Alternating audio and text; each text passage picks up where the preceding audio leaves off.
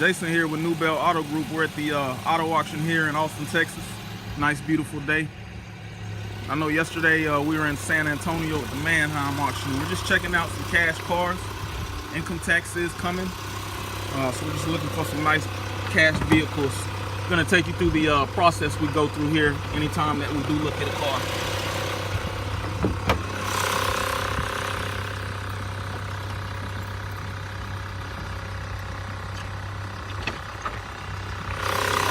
Take a look here.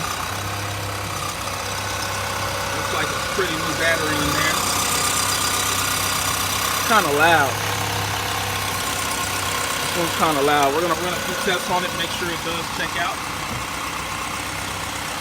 Gonna run over here and run some few tests. It does have current tags.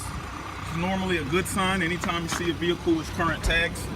And also, anytime you get in these auction cars, man, they're normally trade-ins and things like that. Sometimes they're repos, so they will be dirty when we make these videos. Just pay no attention to that. Once we do get the vehicle back to our lot, we will have a detailer detail them. Sometimes we detail them ourselves. So, a few things we do check. A few things that we do check is the AC, make sure the AC works, the radio works, things like that. So right now we're gonna run a test. We did bring our computer, so we're gonna hook our computer up to it, and we're gonna run a test here. I don't see the OBD port. It's gonna be challenging. I'm gonna pause the video. We'll be right back when we find the OBD port. A lot of the reasons why we do check out these cars is because look at this. It's leaking. You can see it. I'm not sure if you see that little stream, but it is streaming. It's leaking radiator fluid everywhere. And if you look right there, that's exactly where it's coming out. Something like this, we're not going to mess with, even though it's a basic fix. A car this small isn't going to get a lot of value, so you don't want to put a lot of money into it. And plus, depending on this fix right here, then more than likely, it could cause the thermostat to go out. It's just many things that it could cause. So we're going to close the hood. We're not even going to run a test. We're going to keep it moving. All right, so NewBell Auto Group here. We had left the 08 Elantra alone. We're looking at a 07 Ford Fusion, 150,000 miles. We don't see any notable damage on it. Normally when we check these cars, like I say, we pop the hood, make sure everything's good as far as that's concerned. Let's take a look here.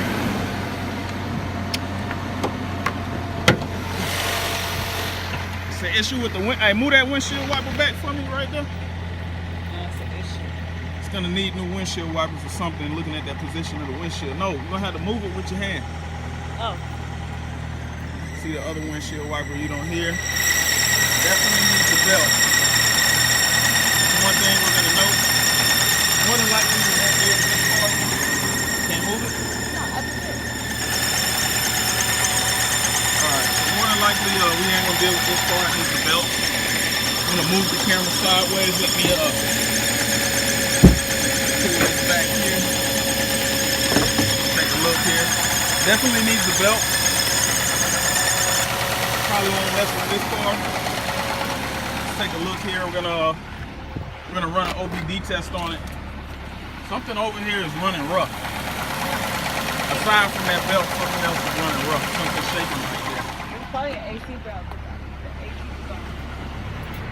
All right, so let's take a look here. We're gonna find the OBD port, and we're gonna run our computer on it. Here it is, right here. This one actually has a. If you look right there, it does have an OBD section. So let's pull this down, and there we go. You see the OBD port right there. So we're gonna hook our computer up to it and run a test.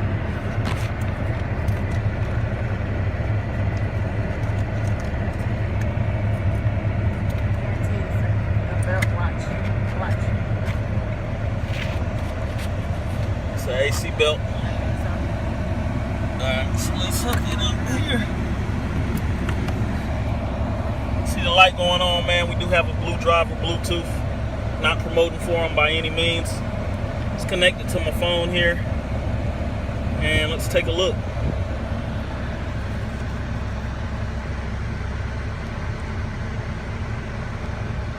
So we're gonna connect it now. And we're gonna read the code, see if it has any current codes. Let's do the check engine light first. There isn't one on in this vehicle, but we still like to check them anyway. Did not report any successful, scan successful. The vehicle did not report any trouble codes. That's a good thing. We're gonna scan it again. So if it's just a belt or something like that, then that's minor. It's not a big deal. And we're just scanning all the lights on the dashboard now, just to see if it's anything, major.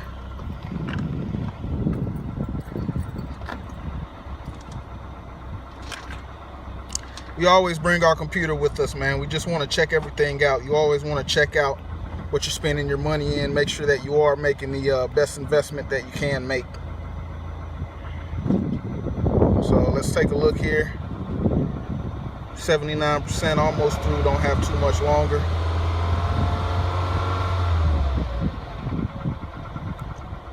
Scan successful, did not report any trouble codes. Always a good thing. So the next scan that we're gonna do here, we're gonna scan the all system modules, see if there's anything there. This scan always takes the longest.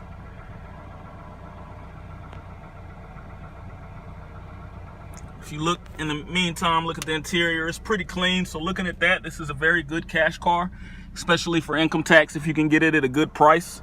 As far as the belt and things like that is concerned, it's very minor. It's not a really big fix like that. It's not a transmission or an engine fix or anything like that. So still waiting on the scan here to complete. 40%, it's gonna take some time. So while we're waiting on this, let's check out everything else. Let's honk the horn. Horn honks. Signals work. Check the radio here.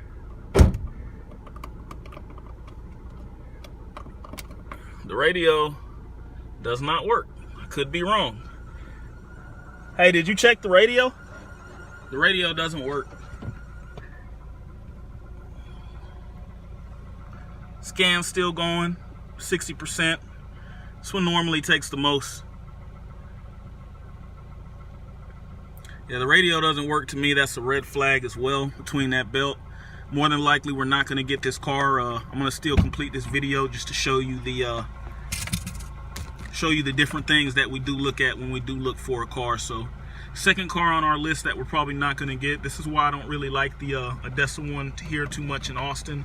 It's just too much issues.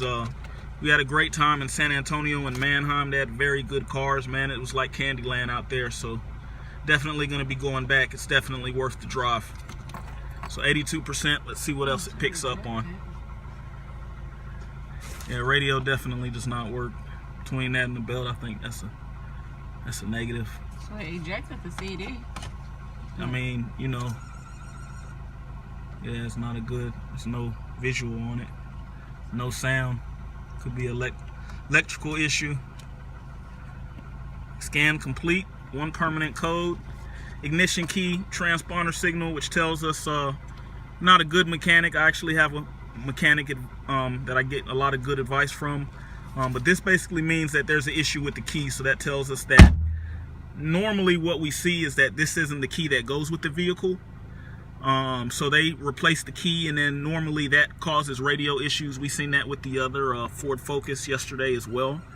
Let's run a smog check. We're gonna see if everything checks out. Make sure they didn't reset any lights.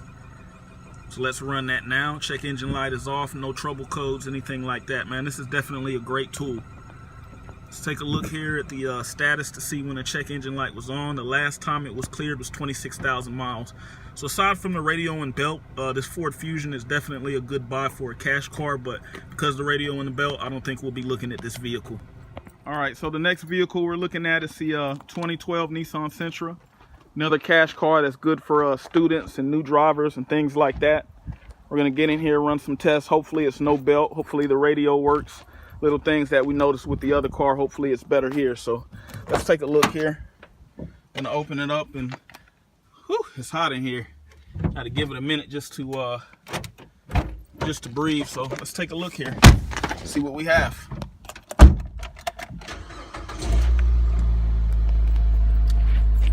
check engine light on this one. That dash light is flashing.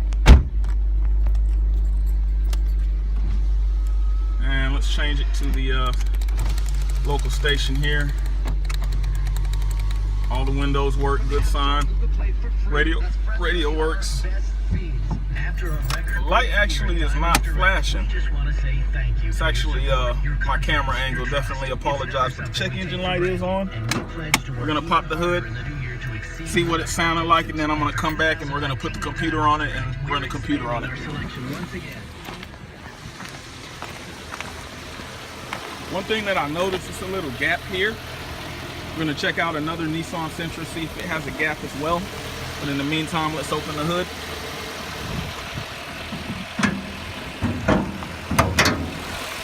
Yeah, definitely some friction opening the hood.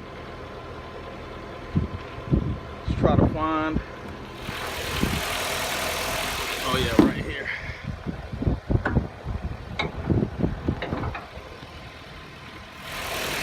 Some right here, that's open.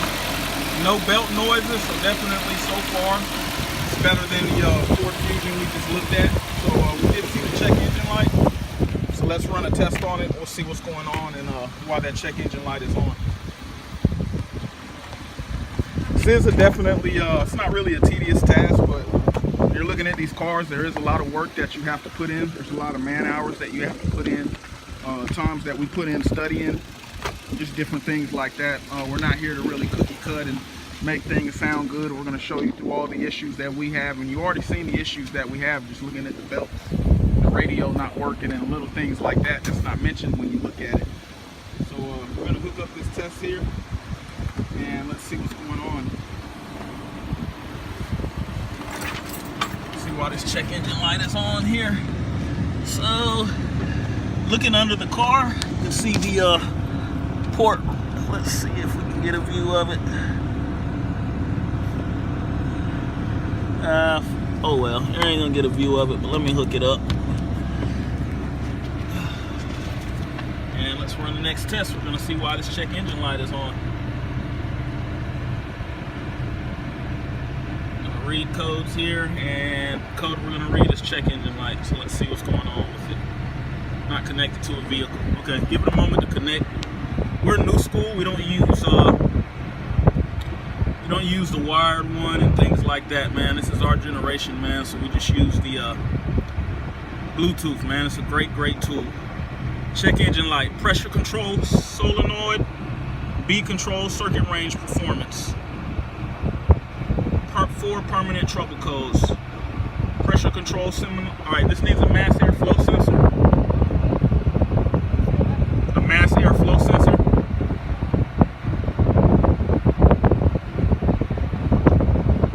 And the code is P0101. And then it says pressure control. Solenoid, S-O-L-E, N-O-I-D, Noid, like Noid, N-O-I-D. And then it says B control, circuit range. And then it says the pressure control solenoid, A. So it has A and B on it. And then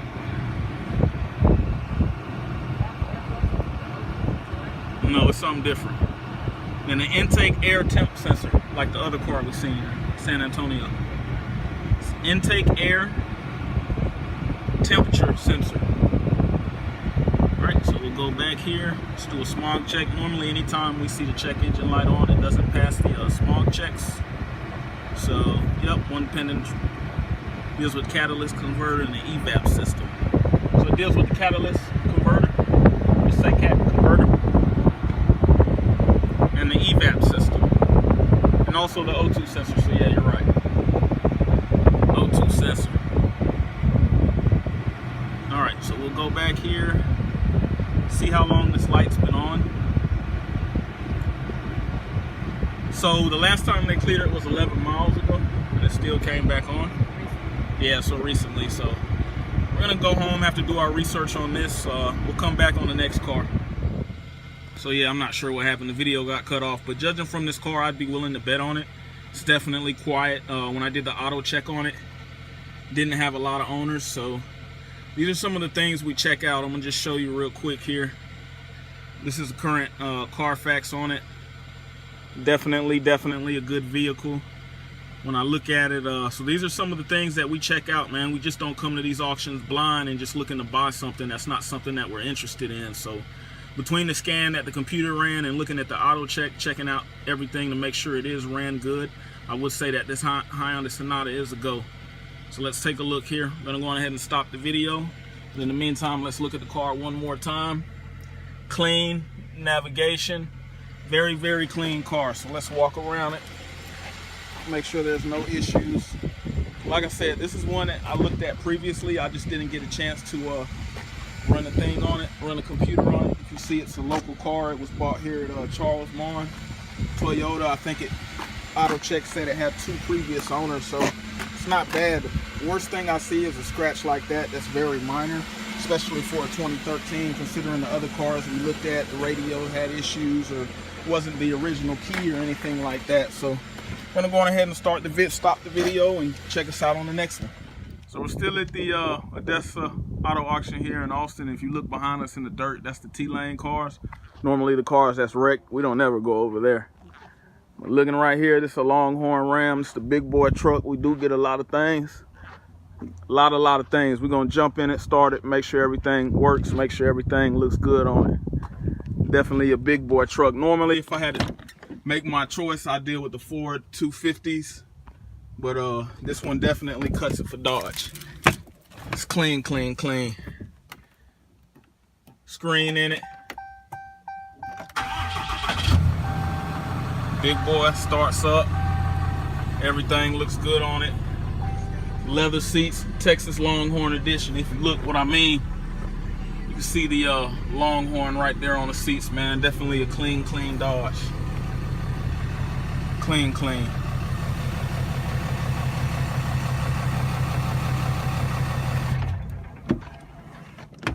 That bitch. Still here, guys, still here. Looking at this Corvette. Just like to look at toys sometimes just for motivation, for goals. Definitely a springtime car. See, it's a drop top. We're gonna get in it, start it up, make sure everything works. It's 08, 88,000 miles on it. Is an automatic, so let's start it up. Definitely starts up like a champ. Clean, no navigation or anything like that, man, but I can definitely see this being a summer car.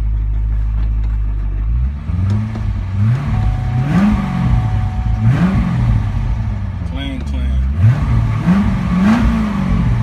Low tire pressure, that's something light, probably sitting in the sun in this Texas sun, man. It definitely reduces those tires, but even if we had to change the tire, man, it's light, man. You're gonna get something for nothing. Push start. Clean.